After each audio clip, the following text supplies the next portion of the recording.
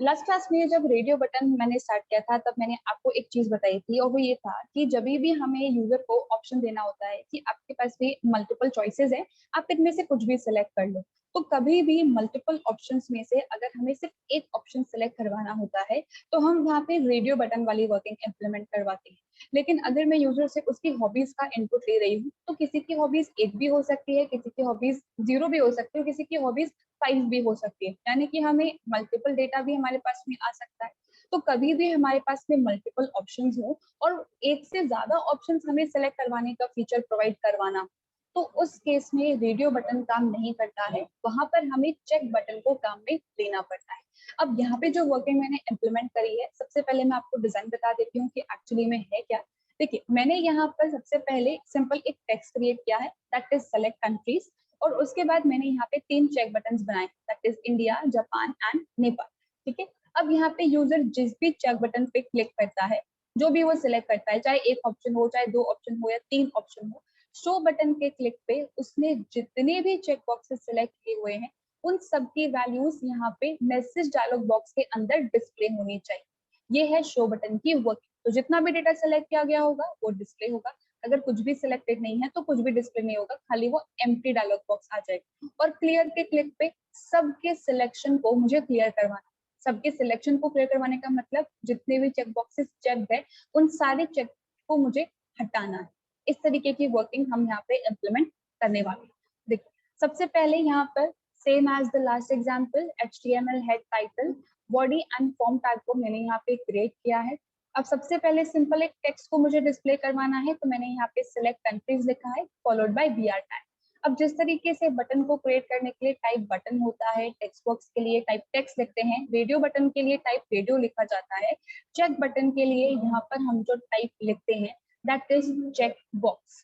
अब यहाँ पर चेक बॉक्स को अगर मैंने मेंशन किया है तो जैसे रेडियो बटन का वो सर्कुलर बुलेट आता है, सिमिलरली चेक बटन के केस में यहाँ पे हमारे पास में एक स्क्वायर शेप का बुलेट आ जाता है। ठीक है।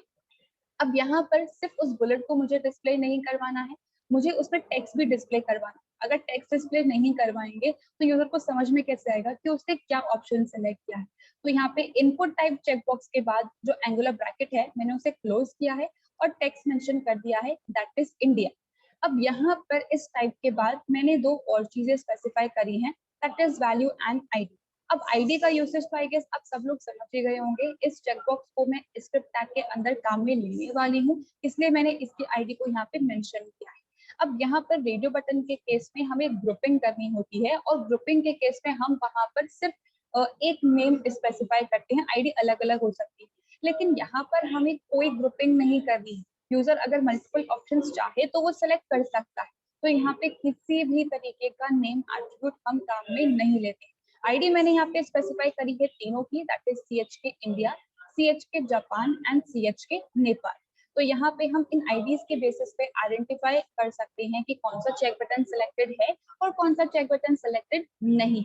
अब यहाँ पर मुझे एक चीज इंप्लीमेंट करवानी है और वो ये है कि जो भी चेक बटन सिलेक्टेड हो उसकी वैल्यू को मुझे डिस्प्ले करवाना है। मतलब अगर यहाँ पे इंडिया वाला चेक बटन सिलेक्टेड है तो मुझे डिस्प्ले करवाना है कि आपने इंडिया कंट्री को सिलेक्ट किया।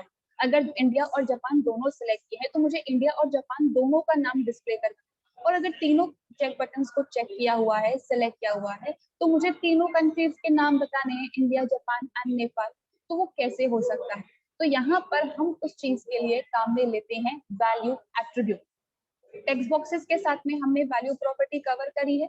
किसी भी टेक्स्ट बॉक्स की वैल्यू को गेट करना हो या सेट करना हो तो उसके लिए वैल्यू प्रॉपर्टी को काम में लेते हैं। तो एग्जैक्टली में यहाँ पर भी वही कंसेप्ट है। जो चेक बटन मैंने क्रिएट किया है मुझे उसकी वैल्यू को एक्सेस करना है इन फ्यूचर, तो वैल्यू स्पेसिफाई भी तो करनी पड़ेगी। तो value is equals to India, value is equals to Japan and value is equals to Nepal. तो 3 चेक बटन्स मैंने यहाँ पे क्रिएट किए हैं जिनकी वैल्यू, आईडी और टेक्स्ट मैंने यहाँ पे स्पेसिफाई कर दिया है, फॉलोड बाय BR टैग। तो हर चेक बटन नेक्स्ट लाइन के अंदर मेरे पास में क्रिएट होगा। अब यहाँ पे जितनी भी वर्किंग करवानी है वो है बटन के क्लिक। तो input type is equals to button, जिसकी वैल्यू मैंने यहाँ पे शो रखी है, मतलब शो नाम का एक बटन क्रिएट होगा जिसके क्लिक पे मैंने शो नाम के फंक्शन को ही कॉल करवाया है। Second button that is the clear button, जिसके क्लिक पे मैंने क्लियर क्लिक नाम के फंक्शन को कॉल करवाया है। तो एक बटन डेटा को डिस्प्ले करेगा और एक बटन के क्लिक पे हम सारे जो सिलेक्टेड एलिमेंट्स है उनको डीसेलेक्ट करवा देंगे। तो इसके बाद फॉर्म टैग को क्लोज कर दिया है, फॉलोड बाय स्क्रिप्ट टैग। अब स्क्रिप्ट टैग के अंदर सबसे पहले मैंने शो फंक्शन को मेंशन किया है, फंक्शन शो। अब यहाँ पर जैसे जैसे डेटा आता जा रहा है वैसे वैसे मुझे उस डेटा को डिस्प्ले करवाना है। तो यहाँ पर अगर एक वैल्यू है तो कोई बात नहीं, उस वैल्यू को गेट करके डिस्प्ले करवा देंगे। लेकिन अगर दो वैल्यूज आ रही हैं तो दोनों वैल्यूज को हमें आपस में कॉन्कैटिनेट करवा के डिस्प्ले करवाना पड़ेगा। अगर कॉन्कैटिनेट नहीं करवाएंगे तो होगा क्या, एक डायलॉग बॉक्स आया, एक वैल्यू डिस्प्ले हुई, फिर दूसरा डायलॉग बॉक्स आएगा, फिर दूसरी वैल्यू डिस्प्ले होगी, फिर तीसरा डायलॉग बॉक्स आएगा, फिर वैल्यू डिस्प्ले होगी। ऐसा अलग अलग डेटा नहीं चाहिए, एक साथ इकट्ठा डेटा बताना है कि हाँ हमने ये वैल्यूज सेलेक्ट करी। तो सारी वैल्यूज को आपस में कंबाइन करके हमें डिस्प्ले करवाना है। तो मैंने यहाँ पे ANS नाम का एक वेरिएबल क्रिएट किया है जिसके अंदर मैंने सिंपली लिख दिया है ओपनिंग एंड क्लोजिंग कोट्स। तो अब यहाँ पर मुझे एक स्ट्रिंग को दूसरी स्ट्रिंग में अगर अपेंड करवाना हो, ऐड करवाना हो, तो हम सिंपली प्लस ऑपरेटर को काम में ले सकते हैं। इसीलिए मैंने इसे स्ट्रिंग टाइप का यहाँ पे क्रिएट किया है। अगर आप यहाँ पे इक्वल्स टू कोट्स नहीं लिखोगे तो वेरिएबल डिक्लेयर्ड है पर उसके अंदर कोई वैल्यू नहीं, मतलब ये अनडिफाइंड टाइप का बन जाएगा। और अनडिफाइंड में आप किसी भी तरीके का अपेंड ऑपरेशन परफॉर्म नहीं करवा सकते, इसलिए मैंने इसे स्ट्रिंग टाइप का पहले से ही डिक्लेयर कर दिया है। कुछ डेटा नहीं है, सिर्फ कोड्स है यहाँ। अब जो जो चेक बॉक्सेस सेलेक्ट किए गए हैं उनका डेटा मुझे ऐड करवाना है। तो जिस तरीके से हम लोग रेडियो बटन के साथ में पता लगाते थे कि कौन सा रेडियो बटन सिलेक्टेड है या नहीं, उसी केस में यहाँ पर चेक बटन में भी सेम कंसेप्ट है। यहाँ पे हम काम में लेते हैं check property, same as the previous example that we have covered in radio button. तो document dot get element by ID की हेल्प से मैंने यहाँ पे CHK इंडिया नाम का जो भी टैग है उसे एक्सेस किया है और चेक्ड प्रॉपर्टी की हेल्प से मैंने पता लगाया है कि वो सिलेक्टेड है या नहीं। अगर सिलेक्टेड होगा तो ये हमें ट्रू रिटर्न करेगा और true equals to true, condition हमारी ट्रू हो गई। उस केस में मैंने यहाँ पर इस CHK इंडिया वाले चेक बटन की वैल्यू को एक्सेस किया है और ANS के साथ में कंबाइन करवा दिया है। तो document dot get element by ID CHK India, किसी भी टैग के साथ में वैल्यू एसोसिएटेड है और आपको उसको गेट करना है तो वैल्यू प्रॉपर्टी को ही हम काम में लेंगे। तो इस वैल्यू को मैंने गेट किया, वैल्यू क्या है, इंडिया। तो यहाँ पे इस इंडिया को मैंने इस ANS के साथ में प्लस करवा दिया है, मतलब कॉन्कैटिनेट करवा दिया है। पहले ANS के अंदर कुछ भी नहीं है तो यानी कि ब्लैंक स्ट्रिंग है, ब्लैंक स्ट्रिंग में मैंने इंडिया को अपेंड करवाया। अब हो सकता है कि यूजर ने एक और कंट्री सिलेक्टेड हो, तो मैं फिर से अगर लिखूंगी ANS प्लस और फिर से टैग को यूज करके वैल्यू गेट करूंगी तो यहाँ पे होगा क्या, सारे वर्ड्स कंटिन्यूस आ जाएंगे। अब सारे वर्ड्स कंटिन्यू नहीं चाहिए, कौन सा वर्ड कहाँ से स्टार्ट हो रहा है कहाँ पे खत्म हो रहा है ये पता ही नहीं चलेगा। तो हर बार कॉन्कैटिनेशन ऑपरेशन के साथ में मैंने स्पेस को भी कंबाइन करवाया है। तो ANS प्लस इंडिया यहाँ पे हमारे पास में आएगा, प्लस मैंने यहाँ पे ओपनिंग एंड क्लोजिंग कोट्स के अंदर लिख दिया है स्पेस।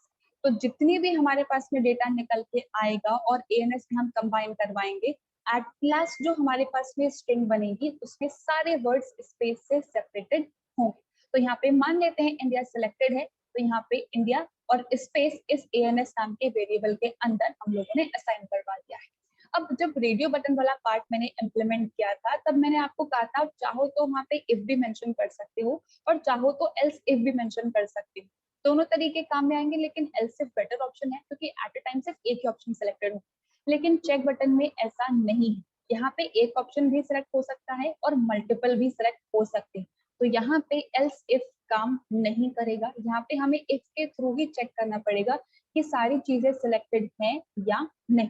तो पहला चेक बटन तो मैंने वेरीफाई कर लिया। अब second check button, if document dot get element by ID CHK Japan dot check is equals to true. तो CHK जापान वाला जो टैग है, जो चेक बटन है, अगर वो चेक्ड होगा तो ये हमें ट्रू रिटर्न करेगा और ट्रू ट्रू के बराबर होता है तो कंडीशन ट्रू है।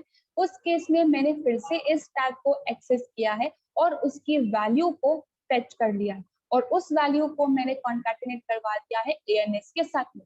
मान लेते हैं कि यहाँ पे यूजर ने इंडिया सिलेक्ट कर रखा था तो पहला ऑप्शन ट्रू हो जाएगा, इंडिया और स्पेस ANS नाम के वेरिएबल के अंदर है। अब इंडिया स्पेस को मैं प्लस करवा रही हूँ जापान वैल्यू से, तो इंडिया स्पेस जापान, और उसके बाद मैंने फिर से एक स्पेस को कॉन्कैटिनेट करवाया है। तो यहाँ पे इंडिया स्पेस और जापान स्पेस इस ANS नाम के वेरिएबल के अंदर जाके असाइन हो जाएगा।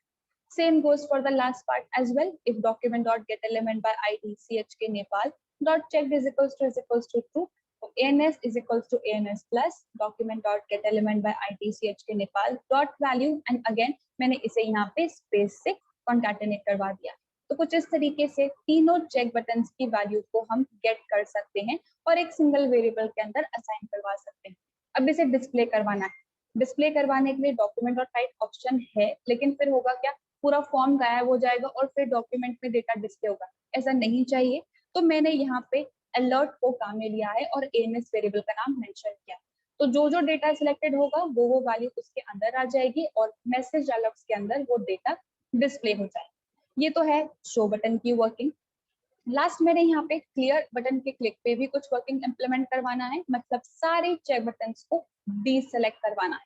तो फंक्शन क्लियर क्लिक, और यहाँ पर अगेन चेक बटन को एक्सेस करना है, तो document dot get element bye ID CHK India, CHK Japan and CHK Nepal, तीनों मेरे पास पे ID यहाँ पे मेंशन है। अब यहाँ पर मुझे सिंपली करना क्या है, जो एलिमेंट्स सिलेक्टेड हैं, मतलब जितने भी एलिमेंट्स है उन सबको डीसेलेक्ट करवाना है। तो कोई भी एक एलिमेंट सिलेक्टेड है या नहीं ये पता लगाने के लिए हम चेक्ड प्रॉपर्टी को काम में लेते हैं। तो डीसेलेक्ट करवाने के लिए या सिलेक्ट करवाने के लिए भी हम इसी सेम प्रॉपर्टी को काम में लेंगे। तो मैंने यहाँ पे सिंपली लिख दिया है dot check is equals to false. False का मतलब जो भी चेक बटन सिलेक्टेड है उसको डीसेलेक्ट करवा दो। पहले हमने जब रेडियो बटन वाला पार्ट इंप्लीमेंट किया था तो मैंने एडिशन को बाय डिफॉल्ट सेलेक्ट करवाया था, तो मैंने वहाँ पे चेक्ड प्रॉपर्टी मेंशन करी, तो वो बाय डिफॉल्ट सेलेक्ट हो गया था। डीसेलेक्ट करवाना है तो simply check is equals to false. Same goes for the next full statement, CHK Japan dot check is equals to false and CHK Nepal dot check is equals to false. तो clear के click पे सारे जो भी हमारे check buttons हैं वो deselect हो जाएं। तो एक बार हम इसका एग्जीक्यूशन देख लेते हैं।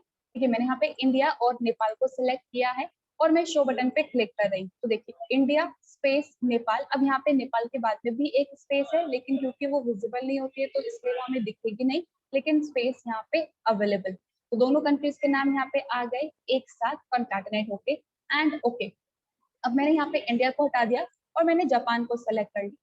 अब यहाँ पे फिर से शो बटन को मैंने कॉल किया है तो जापान और नेपाल हमारे पास में डिस्प्ले हो गया। अब क्लियर बटन पे क्लिक करूंगी तो सबके स्टेट्स डीसेलेक्ट हो चुके हैं, यानी कि फॉल्स हो चुके हैं। तो कुछ इस तरीके से चेक बटन पे हम वर्किंग इम्प्लीमेंट कर सकते हैं।